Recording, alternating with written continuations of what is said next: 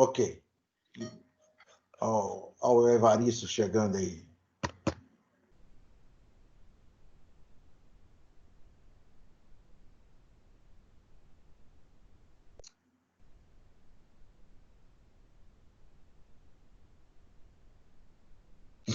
Pessoal, nós vamos, então, iniciar fazendo a correção do exercício que foi postado no dia 21/6, entre o dia 21, na semana do dia 21 ao dia 27. Foi postado um exercício sobre justa causa. Então, como este é o primeiro assunto da prova, nós vamos fazer uma revisão rápida dele aqui. São as motivações que justificam a justa causa. Então, nós vamos ler o questionário, e vamos responder. Aí depois nós passamos para um outro. Aí nós estamos nesse aqui, que a primeira pergunta nossa é: o que é improbidade? A resposta é: toda má-fé desonesta do empregado, toda ação desonesta do empregado. Quando o empregado age de forma desonesta, ele revela uma desonestidade, abuso de confiança, fraude ou uma má-fé, visando uma vantagem para si ou para outra pessoa. Exemplo, o furto praticado pelo empregado. Isso aqui é uma das coisas que a justa causa é efetiva. O empregador vai tomar determinados cuidados, abrir uma ocorrência policial, mas se é furto na empresa e ele tem que comprovar, a justa causa está totalmente caracterizada. Uma das coisas que eu tenho que falar aqui, que eu não sei se nas perguntas tem, vamos olhar aqui se tem na pergunta.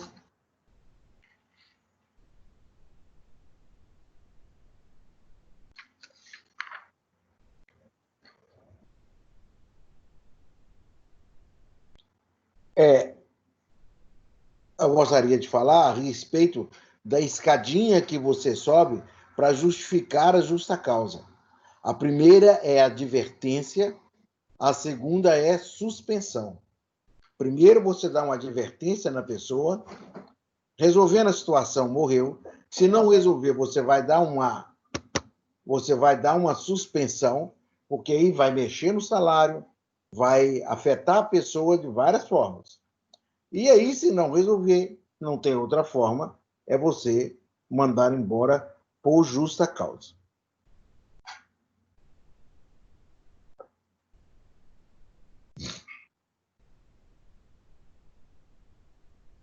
Ok? Então, porque aqui nas perguntas não caiu isso. Incontinência de conduta revela-se pelo excesso e imoderações, inconveniência de hábito e costumes. Pergunta-se, quando que isso ocorre? Quando que ocorre esse excesso, essa imoderação? Quando que ocorre essa inconveniência de hábito? Quando o empregado comete ofensa ao pudor, pornografia ou obscenidade, desrespeitando aos colegas de trabalho e a empresa. Número 3. O que é sursi? Sursi. S-U-R-S-I. Sursi. S-I-S. O que é sursi? É a suspensão condicional da pena imposta ao agente. O agente aqui é empregado. Quando o empregado faz alguma coisa errada e ele é punido pela justiça, ele é julgado e condenado pela justiça, mas ele não vai ter que cumprir essa pena, porque o juiz concede a ele o sursi, é a suspensão condicional, suspende a pena de reclusão em determinadas condições. Ele vai cumprir determinadas condições. Então, ele foi condenado a uma pena de 2 anos, mas durante esses 2 anos ele vai cumprir uma determinada condição. Pode ser várias coisas. não frequentar bares, boates e similares, não estar na rua após as 10 da noite, só sair de casa, só viajar fora da comarca, prestando obediência ao juiz, assinar um termo de comparecimento no fórum de mês em mês, de 2 em 2 meses, de 3 em 3 meses, o juiz vai decidir. Aí sim, aí ele não vai precisar cumprir a pena em prisão. Ele pode ter a prisão revogada em relação a essas condicionantes que o juiz coloca. Então, ele recebeu o sursi. Sursi é a pena, a suspensão condicional da pena imposta ao agente. A mais interessante ou a mais comum das causas, o que é desídia? São pequenas faltas leves que vão se acumulando até virar uma falta grave e culminar com a dispensa do empregado.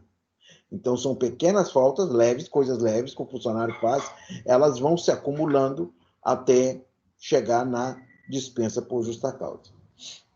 Quais são os elementos caracterizadores da desídia? O que caracteriza a desídia? E os elementos materiais? Vamos primeiro nos caracterizadores. O descumprimento da obrigação de agir com maneira diligente e sob horário que ele foi determinado com o serviço. Aquela pessoa que você passou o serviço para ele e ele não age de uma forma regular ou regulamentar. Ele não faz o serviço a tempo, olhando o horário que foi colocado para ele, ele vai largando para lá, vai fazendo de qualquer forma. E os elementos materiais? Pouca produção, atrasos frequentes, faltas injustificadas ao trabalho, produção imperfeita e outros fatos que prejudicam a empresa e demonstram o desinteresse do empregado pelas suas funções. Então, são coisas que ocorrem demais, demais. A pouca produção, você tem lá 10 funcionários trabalhando, 8 funcionários, 9 funcionários fazem 10 peças no dia, ele faz 2, faz 3. Então, ele não tem interesse de trabalhar. Se ele já foi treinado, se ele sabe o serviço, se ele não está fazendo, está produzindo muito pouco. Então, o funcionário ou o empregador tem o direito de mandá-lo embora. Vai dar uma advertência, vai dar uma suspensão, mas depois demite. Como a jurisprudência trabalhista atual vem considerando casos como embriaguez, e o que esta jurisprudência recomenda ao empregador com relação ao empregado alcoólatra? Não é demiti-lo. Vem considerando a embriaguez como uma doença. Recomenda-se que o empregador faça esforços para encaminhar o empregado para assistência médica e psicológica. Aí sim, depois que ele passou pelo médico, depois que ele passou pelo psicólogo, ele já fez um tratamento, já está numa situação melhor, já se apresenta livre da doença do alcoolismo. Se o patrão quiser mandar embora, é outra história. Mas vai mandar embora com os direitos, não por justa causa.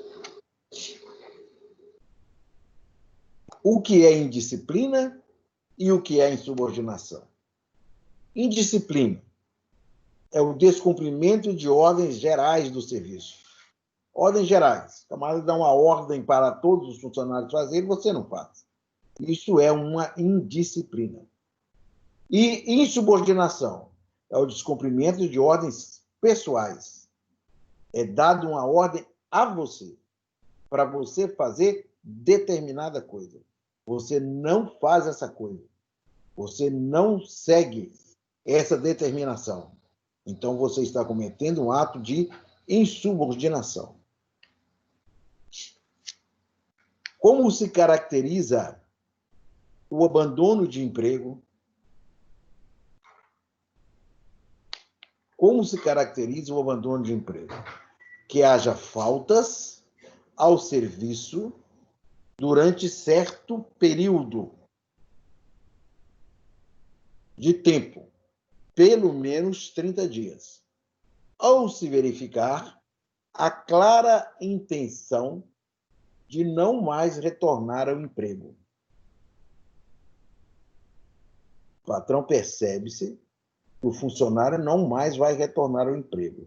Então, não há uma necessidade dele esperar esses 30 dias. Os 30 dias você aguarda se você não viu mais o funcionário sumiu. A sua obrigação é mandar uma correspondência para ele. Hoje em dia não se usa mais jornal, porque não se lê mais jornal, mas você manda no endereço dele uma carta registrada avisando para ele comparecer ao serviço sob pena de dispensa por justa causa, por abandono de emprego. Se ele não comparecer, se ele não der atenção, você não tem outra solução que não ser mandá-lo embora. Mas você pode também, com 10, 12, 15 dias, 2 semanas, uma semana, você está passando em determinado lugar, você vê seu funcionário trabalhando em outra empresa, com o uniforme de outra empresa, com jeito, seguindo ordem. Por exemplo, ele é um motorista, ele está dirigindo outro caminhão, ele está com o uniforme da empresa, fazendo entrega na rua. Mas que mais é meu funcionário? Não. Ele, na realidade, ele não é mais seu funcionário, ele abandonou o emprego. Você vai tomar as necessidades, porque a intenção dele de estar trabalhando para outra pessoa já demonstra a intenção de que ele não quer mais trabalhar para você. O que são considerados atos lesivos à honra? Gestos ou palavras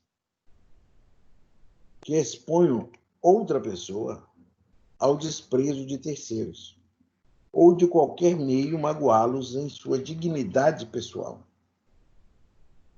Isso aqui nós podemos falar que é o famoso bullying. Só que o bullying é mais tratado no ambiente escolar, mas mesmo assim pode também estar num ambiente de serviço. Uma pessoa que vai expor você ao desprezo de terceiro, vai comentar alguma coisa, vai falar alguma coisa, vai pôr um apelido em você para que você passe ridículo frente a uma outra pessoa. Ou qualquer outro meio de magoá-lo na sua dignidade pessoal. O que deve ser considerado na aplicação de justa causa por ato lesivo à honra. Ato lesivo à honra. Os hábitos de linguagem no local de trabalho. Você tem um local de trabalho, muita gente trabalhando. Qual que é o hábito de linguagem que todo mundo fala esse tipo de palavrão aqui?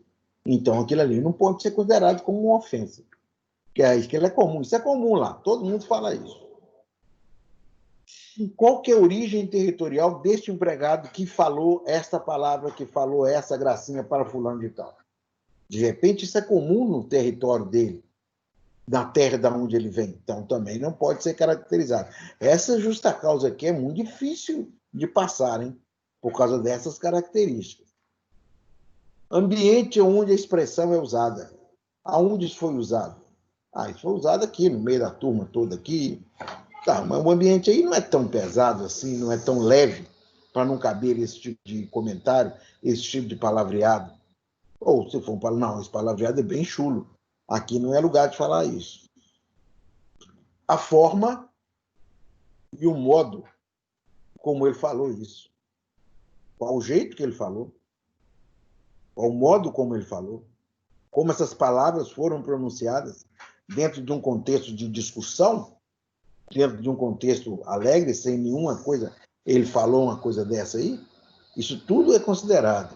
E, em último caso, o grau de instrução do empregado. Você vai exigir que uma pessoa que tem um curso superior, um grau de escolaridade grande, tenha um comportamento, inclusive no palavreado, inclusive no linguajar. Agora, uma pessoa que não tem instrução, um analfabeto, que não tem instrução nenhuma, aquela palavra que ele está usando, muitas vezes, é uma muleta.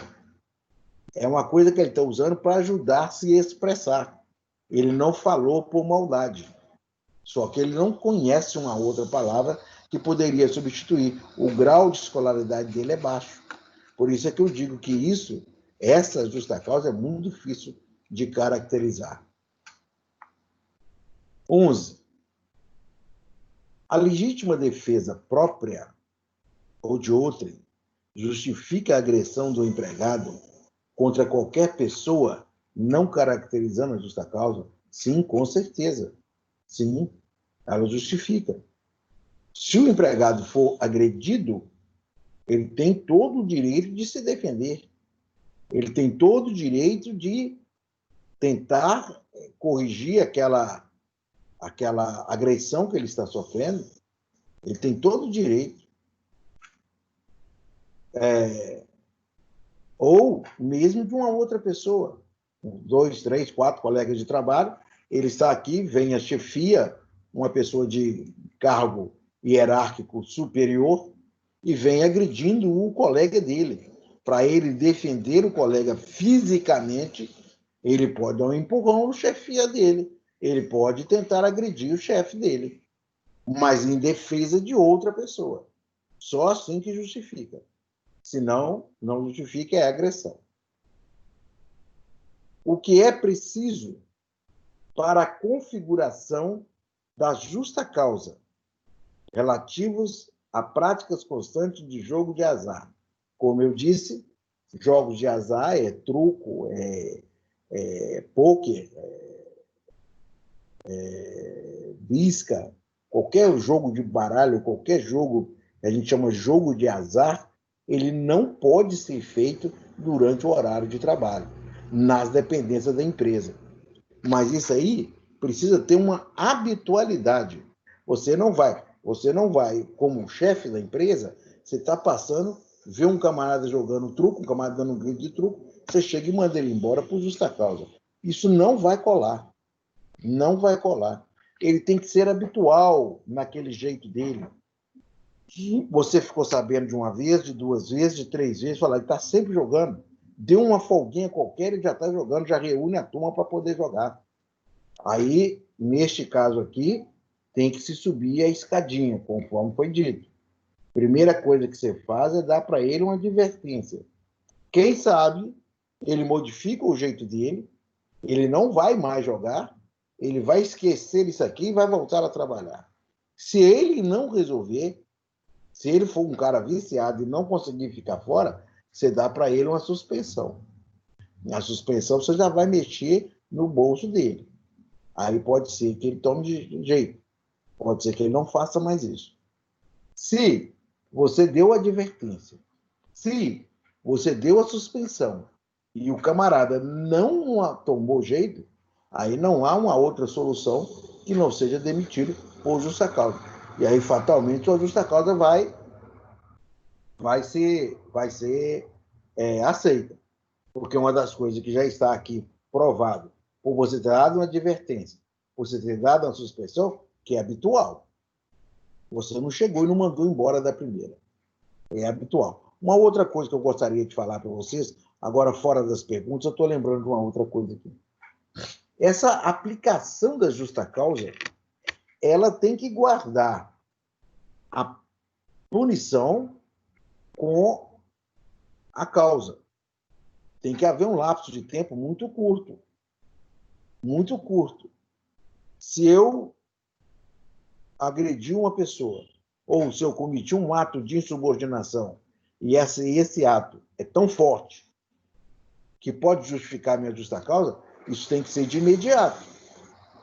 Isso não pode, o patrão chega, fala, chama atenção, fala, você está errado, mas depois você me paga. Aí você continua trabalhando, a pessoa trabalha mais 1 mês, 2 meses, depois comete uma outra falha. Aí o cara fala, agora eu vou mandar ele embora por justa causa. Ah, mas isso aí não é motivo de justa causa, não. Não, mas ele tem um motivo lá atrás que ele fez comigo. Não, aquilo ali você já perdoou. Aquilo ali já passou. Se você não agiu de imediato, já passou. Você tem que ter uma imediatividade rápida em cima disso. Tem que ser uma coisa rápida. Ele fez a coisa errada, ele é punido de imediato. Não pode passar tempos. Não pode, tá? Então, gente, este aqui é o nosso exercício sobre justa causa. Vocês podem ver que foram somente 12 perguntas, então a gente tem que sempre analisar isso aí. Isso que eu estou fazendo, eu estou considerando como uma revisão para a prova.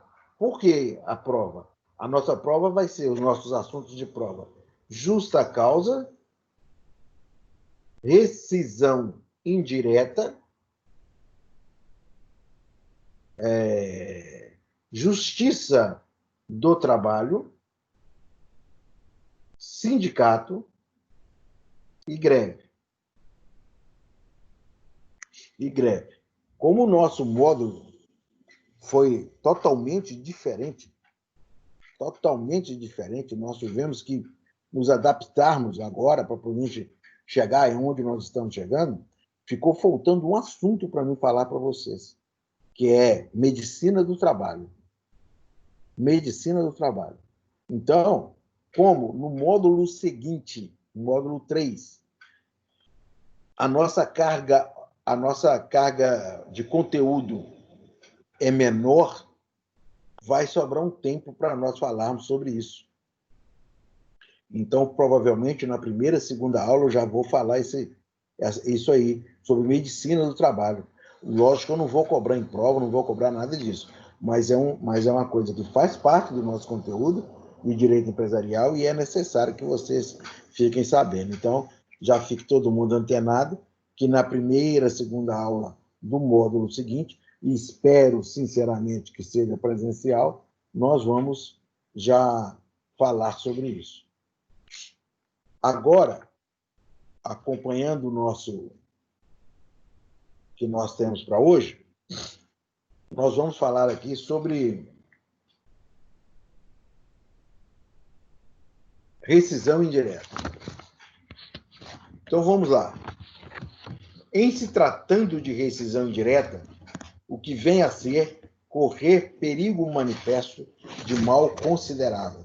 Isso aqui são situações em que o empregado vai aplicar no empregador uma justa causa. Ele está falando, você tem que me mandar embora com todos os meus direitos porque você cometeu isso, isso, isso. Não é um pedido de demissão e não é uma demissão. Isso aqui não é eu estou saindo porque tem uma justa causa que você fez. Você fez um erro e você vai pagar por esse erro, que é me mandar embora com todos os meus direitos. Então, o que é fazer com o empregador, fazer o funcionário correr perigo manifesto de mal considerável? É quando o empregado trabalha sem o devido EPI e sem o necessário treinamento para a função que lhe é determinada. Você tem que fazer esse tipo de serviço. Mas você não dá um treinamento no funcionário, você não dá para ele um equipamento de proteção individual, então você está fazendo com que ele corra um perigo manifesto de um mal considerável. Na questão 2, no caso de justa causa, o empregador simplesmente demite o empregado. E o empregado pode, se no seu entendimento tem razões para rescisão indireta, simplesmente sair do emprego? Qual o procedimento que o empregado deverá fazer para obter a rescisão indireta? Deverá colocar uma ação trabalhista para que um juiz determine a rescisão indireta. Somente o juiz vai falar, não, você pode sair, você ganhou a sua ação de rescisão indireta. A pessoa não pode sair da cabeça dela, não. Ela tem que ter esse lado aí. Dê 3 exemplos de situações em que o empregado poderá considerar seu contrato de trabalho rescindido e pleitear a devida indenização. 3 motivos. Os 3 primeiros que eu peguei na lista da apostila. Se forem exigidos trabalhos superiores às suas forças. Correr perigo manifesto de mal considerável. Não cumprir o empregador com as obrigações do contrato. O empregador, por exemplo, não está pagando o salário. O salário está com 1 mês de atraso, 2 meses de atraso. Não pode atrasar, está no contrato. Então, se o empregador não está cumprindo as obrigações, é motivo para a justa causa no empregador, que seria a rescisão indireta. Quais são os órgãos da Justiça do Trabalho?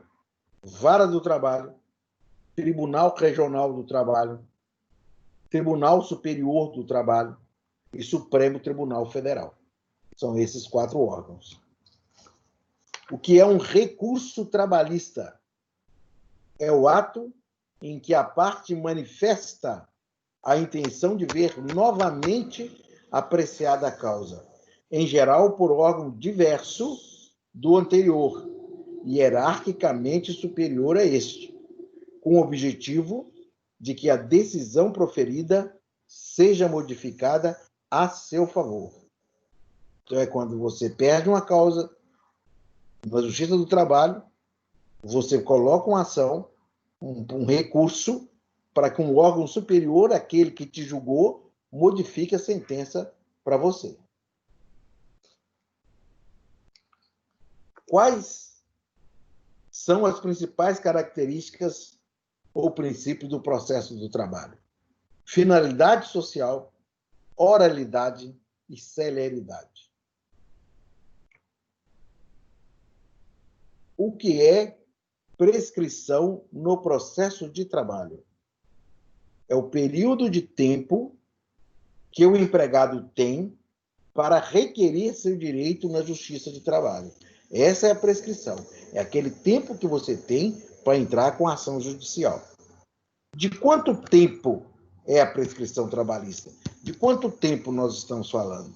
Será de 2 anos a partir do término do contrato de trabalho, atingindo a parcelas relativa a 5 anos anteriores, ou de 5 anos durante a vigência do contrato. Você não saiu, você continua trabalhando, mas você quer colocar uma ação, você pode reclamar de 5 anos para trás.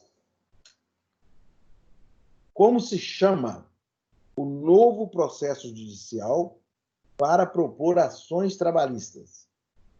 Vamos prestar atenção, olha. Processo judicial eletrônico. A gente chama de PJE, Processo Judicial Eletrônico. No processo trabalhista, qual nome se dá às partes do litígio? A quem que está discutindo? Quem que está brigando? Como que chama? Empregado e empregador. Como que chama? Reclamante é quem propõe a ação. E reclamado, contra quem é proposta a ação. Ok? Aí agora nós vamos passar para a nossa última verificação. São somente 7 perguntas. Isso aqui agora é sobre sindicato e greve. Primeira pergunta: o que é um sindicato? É uma agremiação fundada para a defesa comum dos interesses dos seus aderentes, dos seus associados. Esse é o sindicato. É uma agremiação fundada para essa defesa. Qual que é o objetivo principal desse sindicato? É a melhoria das condições de vida da classe operária. É a melhoria das condições de vida da classe operária. Qual o principal instrumento de política sindical? É a negociação coletiva e contínua na luta por melhoras de trabalho, para tentar proporcionar ao trabalhador uma vida mais digna. Então, essa luta que eles fazem, essa luta é o principal instrumento da política sindical. É a negociação coletiva. Outra pergunta, saindo de sindicato. O que é greve? É a parada coletiva voluntária e combinada de trabalho ou de estudo para obter o atendimento de reivindicações da classe mobilizada. É quando a turma de estudante ou uma turma de trabalhador, de forma organizada, coletiva, eles param de trabalhar ou param de estudar para atender algumas reivindicações. No Brasil, quem assegura o direito de greve? Essa é facílima. Quem assegura? A Constituição Federal. Ela é que faz o direito à greve. Quais são os deveres que o direito à greve traz consigo?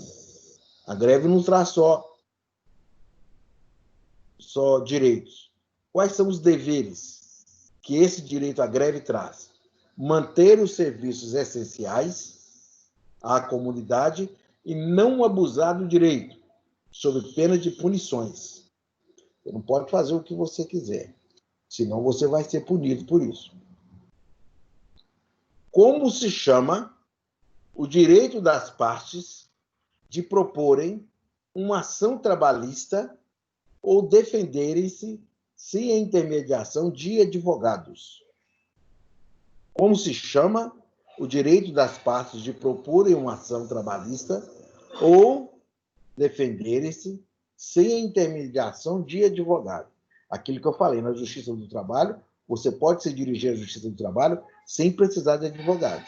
E como que chama esse direito? Jus postulandi. Jus, J-U-S, outra palavra, postulandi. Postulandi. O direito de você postular. Tá certo? Então, gente, o que ficou faltando para nós revisarmos para a prova são esses 3 pontos, esses três trabalhos. Eu vou passar no Moodle para vocês, vou colocar no Moodle a correção dos 3 trabalhos, tá? Eu talvez não vou colocar hoje, porque eu vou aguardar a reunião que nós temos hoje para ver se vai liberar o GV College. Se já for liberar, aí eu já vou pôr tudo lá. Já vou colocar as notas de vocês no GV College. Aliás, eu não acho que vai liberar, com certeza que vai, senão a escola já nos teria pedido as notas para passar para vocês por e-mail. Então, fatalmente, hoje à noite ou amanhã cedo, vocês já terão as notas e toda essa correção. Toda essa correção. Esse aqui é o trabalho que nós estamos fazendo para prova de AP2. Ok? Então, essa aí foi a nossa aula de hoje. Que nós temos que falar. Foi a nossa última aula do módulo. O que eu tenho que fazer é agradecer a todo mundo, porque... Vamos parar a gravação aqui. Por ter vindo, né?